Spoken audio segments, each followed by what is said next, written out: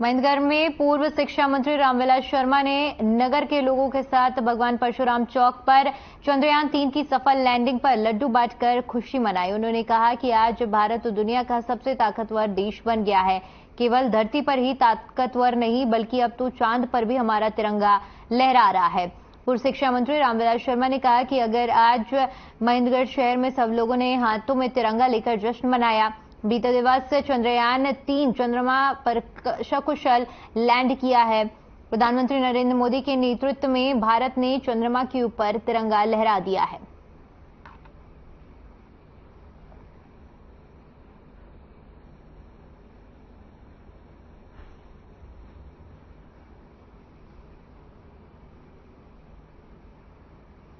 महेंद्रगढ़ के सब लोग अपने प्रसिद्ध चौक पर आज तिरंगा हाथ में लेकर के पूरी नगरी डांस कर रही है और कल चंद्रयान-3 चंद्रमा पर सकुशल पहुंचा है।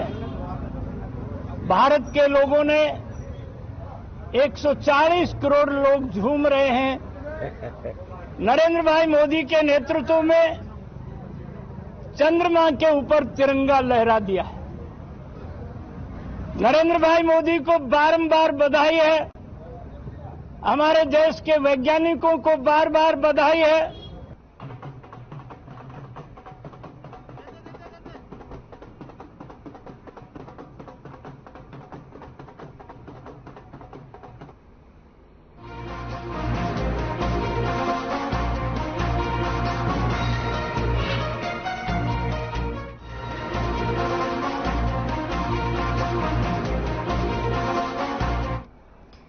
चंद्रयान-3 की कामयाबी से पूरे देश में उत्साह का माहौल है। बता दें कि चंद्रयान-3 के मिशन में करनाल जिले के 2 वैज्ञानिक भी शामिल थे। करनाल के वार्ड नंबर 15 निवासी दीपांशु गर्ग और ऐश्वर्य गर्ग इसरो में कार्यरत हैं और दोनों ही इस मिशन के वैज्ञानिकों के दल का हिस्सा रहे हैं और चंद्रयान की सफलता में शामिल रहे। बता दें कि दोनों वैज्ञानिकों की उपलब्धि पर उनके परिजनों ने खुशी जाहिर की है। भारत को अंतरिक्ष में सफलता मिली है, जिससे दीपांशु और ऐश्वर्य के परिवार के लोग खुद को गौरवान्वित महसूस कर रहे हैं।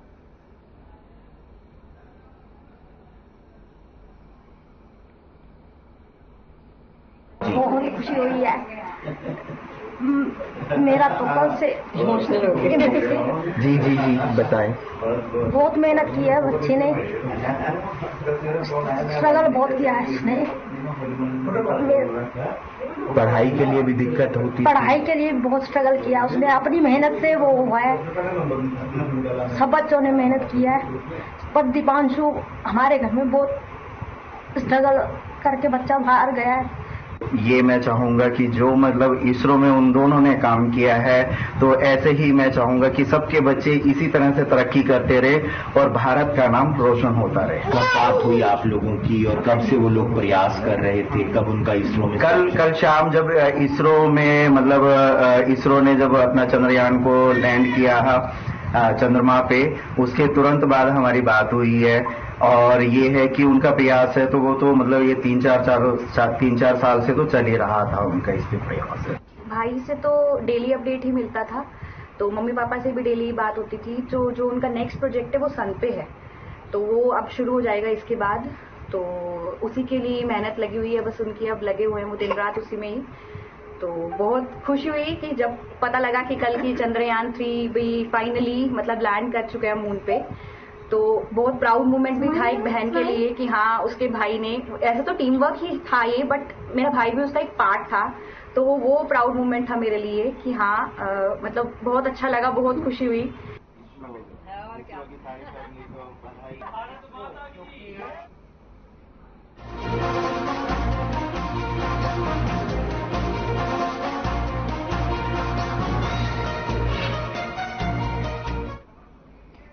बड़ी खबर का रुख करते हैं। देश के पहलवानों के लिए बड़ा झटका।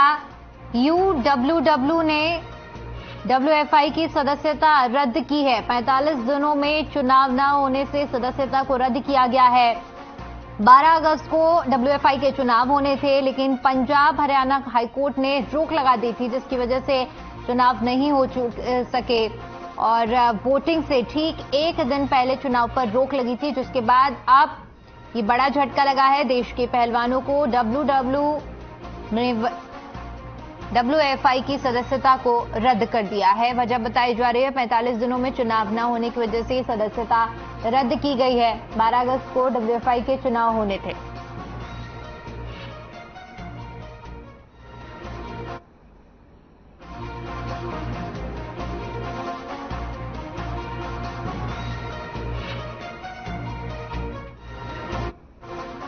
तो बड़ी खबर का रुख करते हैं पंचकुला से, जहां पर सरकारी कार्यालय में ड्रेस कोड लागू किया जाएगा। सरकारी कार्यालयों में जीन्स पहनने पर पूरी तरह से प्रतिबंध लगाया जा रहा है। उपायुक्त सुशील की ओर से ये आदेश जारी किए गए हैं, जहां पर सरकारी और सरकारी कर्मचारियों के लिए ये आदेश अब से लागू होंगे। ड्रेस कोड लागू किया जा रहा है। सरकारी कार्यालयों में जीन्स पहनने पर प्रतिबंध लगाया जा रहा है। उपायुक्त सुशील सरवान ने ये आदेश जारी किए हैं।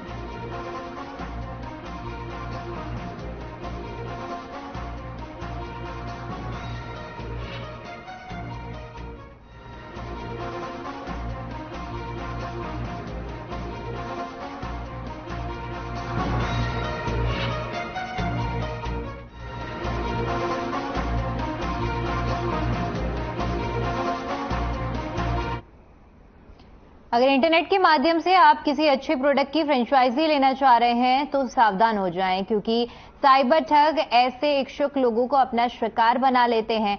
ऐसा ही मामला फरीदाबाद से भी सामने आया है, जहां पर बर्गर किंग और डोमिनोज पिज्जा की फ्रेंचाइजी देने के नाम पर साइबर ठगों ने 39 लाख रुपए की ठगी कर ली। पुलिस ने शिकायत के आधार पर दोनों आरोपियों को गिरफ्तार किया है, जबकि उनके अन्य साथी अभी पुलिस की पकड़ से बाहर बने हुए हैं। पुलिस ने आरोपियों के कब्जे से 2 लाख रुपए की नकदी समेत अन्य सामान भी बरामद किया है। पुलिस का दावा है कि जल्दी बकाया राशि को बरामद किया जाएगा। डीसीपी सेंट्रल पूजा वशिष्ठ ने पत्रकार वार्ता कर इस मामले का खुलासा किया।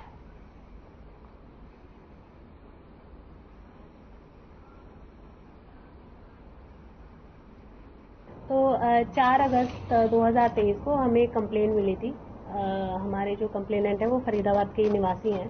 तो उन्होंने हमें इन्फॉर्मेशन दी थी कि मैकडॉनल्ड्स की फ्रेंचाइजी देने के उपलक्ष्य में उनसे 39.2 लाख रुपीस ले लिया गया, और वो बेसिकली बाद में उनका कांटेक्ट वगैरह बंद हो गया, तो उनसे ठगी हो गई मैकडॉनल्ड्स की फ्रेंचाइजी देने के चक्कर में। तो उसमें हम फिर डीप में गए, इन्वेस्टिगेशन की हमने, वो वेब पेज का सारा आईपी एड्रेस निकाल के, एंड हम पहुंचे हमारे पहले आरोपी पे। तो प्रशांत नाम का लड़का है, ये 21 साल का लड़का है। इसने इंजीनियरिंग की हुई है कंप्यूटर साइंस जयपुर से।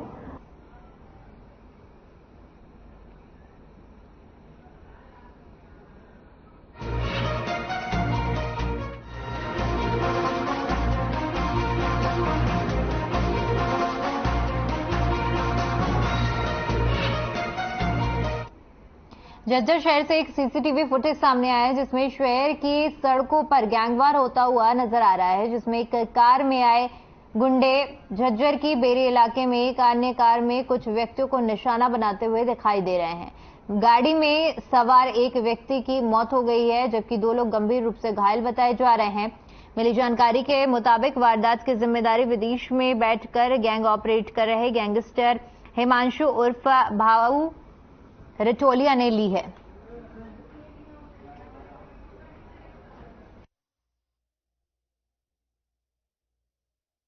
हमारी टीमें हैं वो कल रात्रि में भी कई जगह रेड किए उन्होंने, और वो अभी मेहनत कर रही हैं। इसमें कुछ जो क्लूज हैं उन पर कार्य हो रहा है, और शीघ्र से अतिशीघ्र जो है हम इसको ट्रेस करेंगे, और जो भी इसमें अपराधी हैं, जो भी आरोपी हैं, उनको अरेस्ट करेंगे।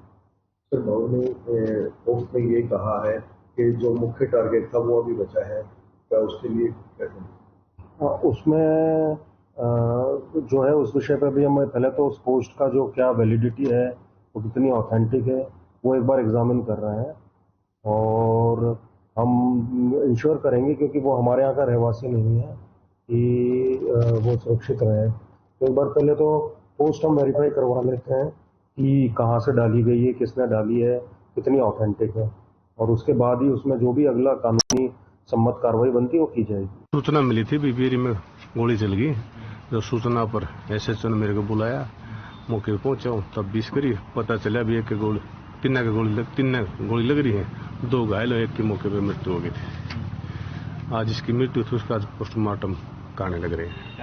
क्या नाम है? मृतक का नाम है अनीश, गांव तलाव का रहने वाला है। कितनी गोलियां लगी इसको करीब 7-8 गोली लग रही है। ये भी किसी गैंग वार से जुड़े हुए? शायद गैंग वार से जुड़े हुए हैं। किस गैंग से जुड़ा हुआ? ये शायद बाऊ गैंग की एंटी है।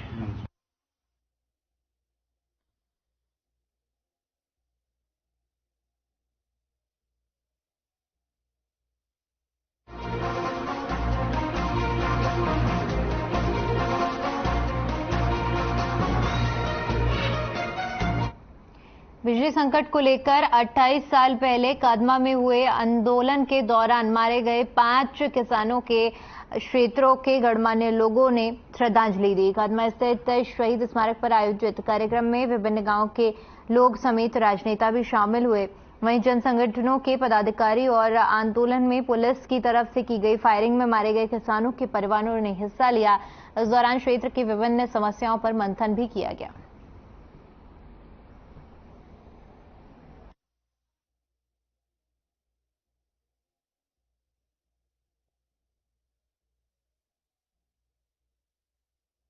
आज 23 अगस्त को 1995 को है ना, किसानों ने यहाँ धरना लगाया था बिजली के उपलक्ष्य में, और उस टाइम की सरकार ने है ना बिजली देने की बजाय गोलियां दागी किसानों के ऊपर।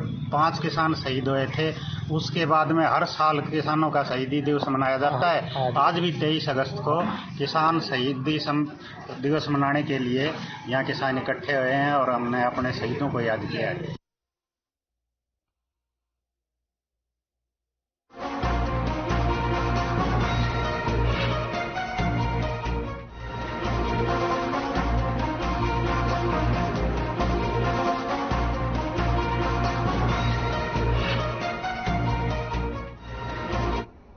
अखिल भारतीय किसान सभा हरियाणा के आह्वान पर प्रदेश भर के किसान अपनी 14 सूत्रीय मांगों को लेकर बुधवार को भिवानी में उपायुक्त कार्यालय में एकत्रित होकर बकाया बीमा क्लेम, मुआवजा, बाढ़ सूखे के मुआवजा, नहरों में पानी, पर्याप्त बिजली और अन्य मांगों को लेकर शहर में प्रदर्शन करते हुए कृषि मंत्री के आवास का घेराव किया।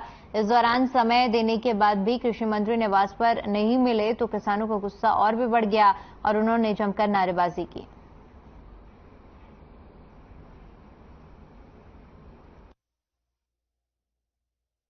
ठीक है 6,000 रुपए साल का देते हैं, लेकिन एक डीजल का ड्राम यदि हमें खरीदना पड़े तो उस पर 8,000 रुपए हम टैक्स देते हैं, और हर रोज डीजल की जरूरत किसान में ट्रैक्टर पे भी होती है, इंजन पे भी होती है।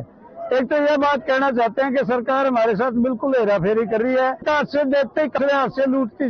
दूसरी बात यह है कि हम कहते हैं बीमा कंपनियों ने पैसा ले लिया, अगस्त में किस्त जमा होगी और दिसंबर में लोगों के क्लेम रिजेक्ट कर दिए, क्योंकि अक्टूबर और नवंबर में ये क्लियर हो गया था कि फसल सूखे के कारण या बीमारियों के कारण खराब हो चुकी हैं। संबंधित है जिसमें बीमा कंपनियों के क्लेम है और दूसरे जो फसल खराबे के मुआवजे हैं वो तो है ही। उसके अलावा शिक्षा की सवाल है, स्वास्थ्य के सवाल है, कानून व्यवस्था का सवाल है।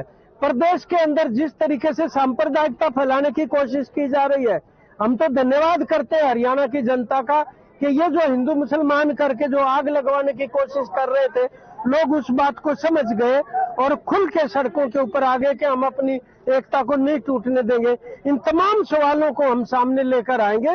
ये किसानी के सवाल है और कल से आह्वान भी कोई ट्रेड यूनियनों का और किसानों का संयुक्त रूप से होने वाला है। दिल्ली से कल तालकटोरा स्टेडियम में राष्ट्रीय स्तर का सम्मेलन होगा। उसके बाद भी हम इस आंदोलन को प्रदेश के अंदर तेज करेंगे।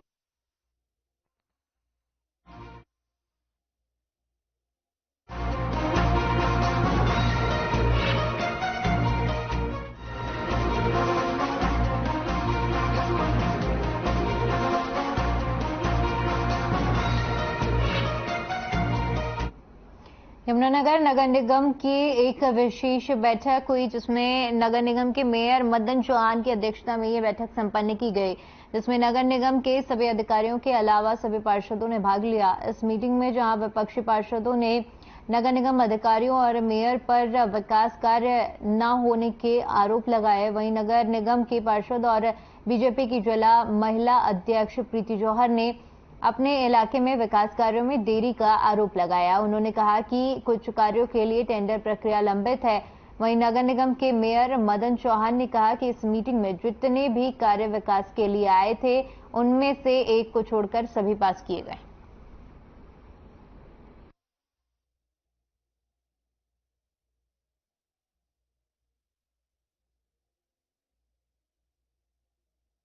साधारण बैठक हुई है, 2-2.5 महीने के बाद ये बैठक हो रही है और हर मीटिंग की तरह आज भी शहर के विकास के मुद्दों पर हमने चर्चा करी है। लेकिन सवाल ये है कि भी जो मुद्दे हाउस में पास होते हैं वो ग्राउंड पे इम्प्लीमेंट क्यों नहीं होते। मेयर साहब के पास आश्वासन के अलावा कुछ नहीं है।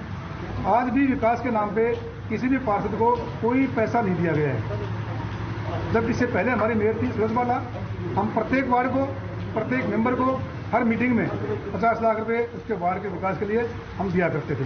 लेकिन जब से सेशन स्टार्ट हुआ है, किसी भी हाउस की मीटिंग में शहर के विकास के लिए कोई ग्रांट, कोई फंड नहीं दिया जाता। ये संतुष्टि हमारी 4 साल से विकास कार्य में बहुत ज़्यादा कमी है और यहाँ पर बहुत ही लापरवाही है। ये यहाँ पर कोई भी कंट्रोलिंग नहीं है। मेयर साहब, माननीय मेयर साहब की कोई कंट्रोलिंग नहीं है। जो भी आज मैं हैरानगी की बात है कि भाजपा के पार्षद भी उसमें लिख रहे हैं कि हमारी 2019 से अब तक की सुनवाई नहीं हो रही है और हमारे काम अब तक के कोई भी उसमें एस्टीमेट नहीं बने हैं, और एस्टीमेट बने हैं तो उसमें कार्रवाई नहीं हुई है, कोई भी विकास कार्य नहीं हुआ। ऐसा नहीं है कि 2019 से काम नहीं है। 2019 से अब तक जो है मेरे वार्ड में 2.5 करोड़ के कार्य जो हैं वो हो चुके हैं, कंप्लीट हो चुके हैं। पत्थर लग चुका है और आवाजाही वहाँ पर शुरू हो चुकी है। पर कुछ मेरे मुद्दे ऐसे हैं जिन पर नगर दर्शन पोर्टल जो हमारा इम्प्लांट हुआ उन पर वो चढ़ नहीं पाए, तो इस कारण से वो मुद्दे जो है रुके हुए हैं। तो मेरा यही था और मेरा डिपार्टमेंटल इस चीज़ का इशू था कि डिपार्टमेंट उस चीज़ को जल्द से जल्द नगर दर्शन पोर्टल पर अपडेट कर और उन कार्य की गति को जल्दी से बढ़ाएं। ये इतना बड़ा आदमी आरोप लगा रहा है, वो अपने बाप के नाम की और अपने परदादा के नाम की, बाबा के नाम की राजनीति करते हैं। ना मेरे पिताजी ने कोई राजनीति करी, ना मेरे दादाजी ने राजनीति करी। मैं तो बहुत गरीब घर से निकल करके आया हूँ। ना मेरे कभी पिताजी ने विदेश में गए, ना वहाँ से घड़ियाँ ला करके बेचने का काम किया। मेरा पिताजी तो मजदूर था। अब मैंने तो कोई भ्रष्टाचार किया नहीं, ना मेरे फादर ने किया।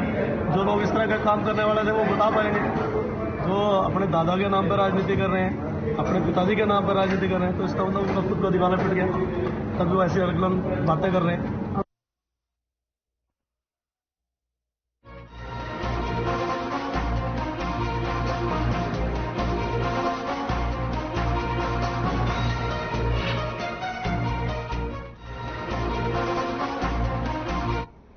हरियाणा सरकार ने क्लर्कों की बेसिक ग्रेड पे बढ़ाने की मांग को लेकर 3 सदस्यीय कमेटी का गठन किया है।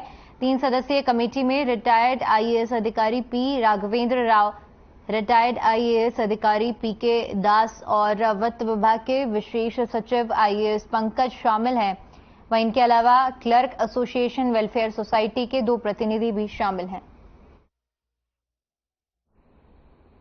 तो हरियाणा सरकार के क्लर्कों की बेसिक ग्रेड पे बढ़ाने के मामले को लेकर 3 सदस्यीय कमेटी का गठन किया गया है, जिसमें रिटायर्ड आईएएस अधिकारी P Raghavendra Rao, retired IAS अधिकारी पीके दास और वित्त विभाग के विशेष सचिव आईएएस पंकज शामिल हैं, जो कि अब इस कमेटी में जांच करेंगे और साथ ही साथ जो उनकी मांग है उसको लेकर पूरी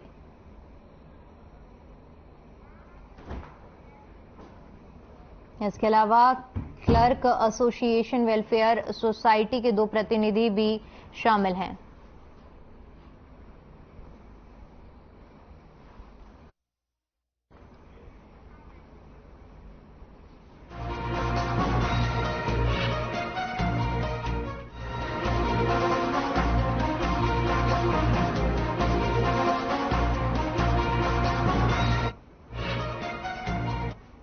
सांसद धर्मवीर सिंह ने जनसंवाद कार्यक्रम के दौरान लोगों की समस्याएं सुनकर अधिकारियों को समाधान के निर्देश दिए।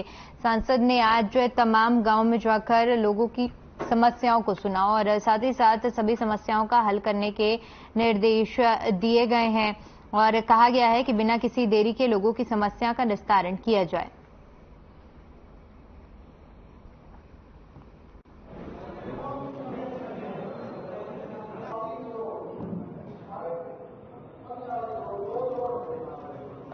लोकसभा 3 डिस्ट्रिक्ट में है, भिलवाड़ी, दादरी और महेंद्रगढ़।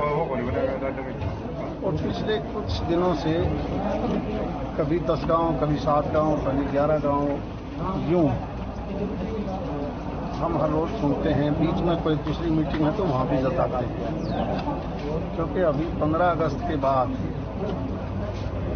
एक तिरंगा यात्रा भी आपने देखी होगी। उस अभियान के तहत भी और जिस प्रकार मुख्यमंत्री जी भी जनसंवाद करते हैं, इसी प्रकार का ये सांसद जनसंवाद शुरू किया है।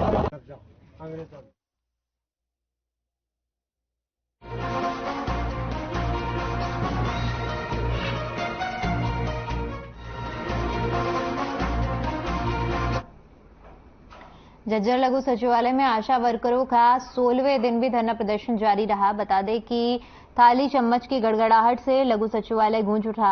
यहां पर सरकार के विरोध में नारे लगाते हुए आशा वर्करों ने कहा कि सरकार झूठे लारे लप्पे लगा रही है और बातचीत के लिए बुला तो रही है, लेकिन मांगों की तरफ ध्यान नहीं दिया जाता है। उन्होंने कहा कि जब तक मांगे पूरी नहीं होती है तब तक हम ऐसे ही आंदोलन जारी रखेंगे।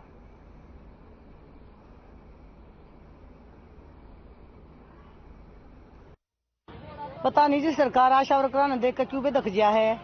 पहला तो उन्होंने कल मैसेज भेजा था कि भाई हम आपसे बात करना चाहते हैं, एमडी बात करेगा, आ जाओ। और तुरंत 1 घंटे के बाद मैसेज आ गया कि नहीं आना, ये चंद्रयान का क्या फंडा है उसके मामले में बोला सब कोई बिजी है, तो बोले आप है ना अब मत आओ, हम आपको टाइम बतावेंगे। हाँ, सरकार हमारी अनदेखी कर रही है और सरकार ये नहीं देखती कि भाई ये महिलाएं हैं, महिलाओं के लिए हरियाणा में तीज त्योहार कितने मायने रखते हैं और उन्होंने हमारे जो ये तीज त्योहार हैं उनकी बर्बादी का कारण बने हैं। वे हमारी बहनों ने अपने बच्चों को त्योहार के दिन कुछ नहीं दिया। कहना यो है जी, जैसे ये सरकार हमारे साथ अनदेखी करी है ना, 2024 कोई दूर नहीं है, ऐसे ही हम इनकी अनदेखी कर देंगे। क्योंकि आशा वर्कर एक निचली कड़ी है जो डोर टू डोर हर इंसान के पास जाती है, तो क्या हम इनकी कमी छोड़ देंगे? फिर हम इनको आने देंगे सत्ता में? नहीं, इनको परेशान करने का हमारा कोई औचित्य नहीं है जी। हम किसी को परेशान नहीं करे, हम अपना बिल्कुल शांतिपूर्वक धरना प्रदर्शन कर रहे हैं। और जो हमारा अधिकार है, देखो आवाज उठाने का अधिकार सबका है। अगर इनको ऐसा लगता है तो आशा वर्कर को बुलाओ, हमें शौक नहीं है दरी बिछाने का, कि हमें कोई शौक चढ़ा है हड़ताल करने का। क्या हमारे काम नहीं रुकते क्या?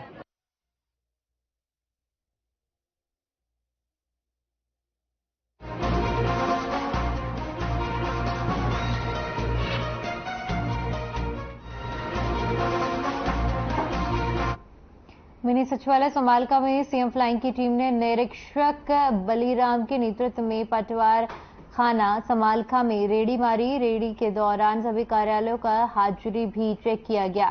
सीएम फ्लाइंग की छापेमारी की सूचना मिलने से समालका तहसील परिसर में हड़कंप मच गया।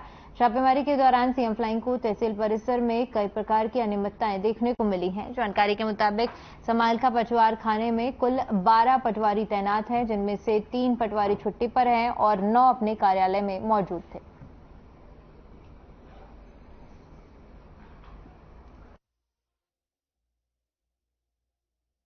जी 9:20 के करीब सीएम फ्लाइंग की टीम आई है और भाई जो टाइम प्रेजेंट थे, एब्सेंट थे, उनकी सबकी अटेंडेंस वगैरह लिए और जो रूटीन का जो पेंडेंसी वगैरह है वो अपनी वो जांच कर रहे हैं।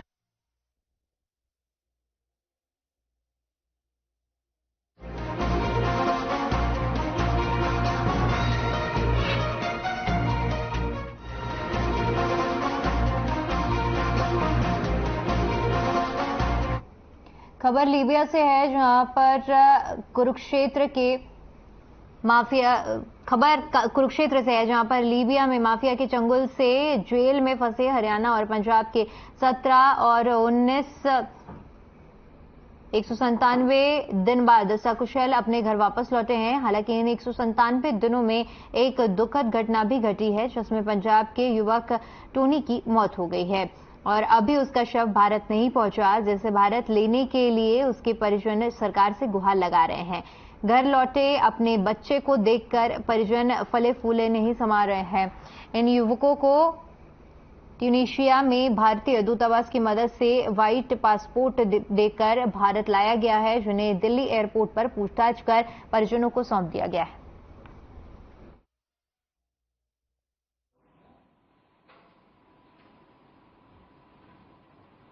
सर्बिया के रास्ते से इसने वर्क परमिट के बारे में बात की थी मदन से।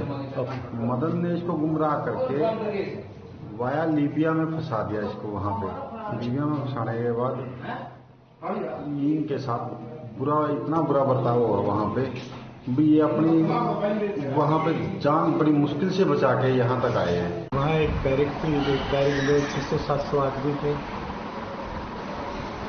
खाना मिलता था अपने यहाँ, जो डबल रोटी होती है वहाँ खुर्जा बोलते हैं इसको। यह यहाँ पे गोल होती है, वहाँ पे लंबे ऐसा होता है लंबा रोल टाइप उसको खुर्जा बोलते हैं। वो एक खुर्जा देते थे। दिन में सूखे चावल देते थे, रात को मैकरोना देते थे। बेकार होता था, गला खराब कर देता। पानी समुंदर का पानी था, वही पानी पीना पड़ता था। तो कुछ भी अच्छा नहीं देते।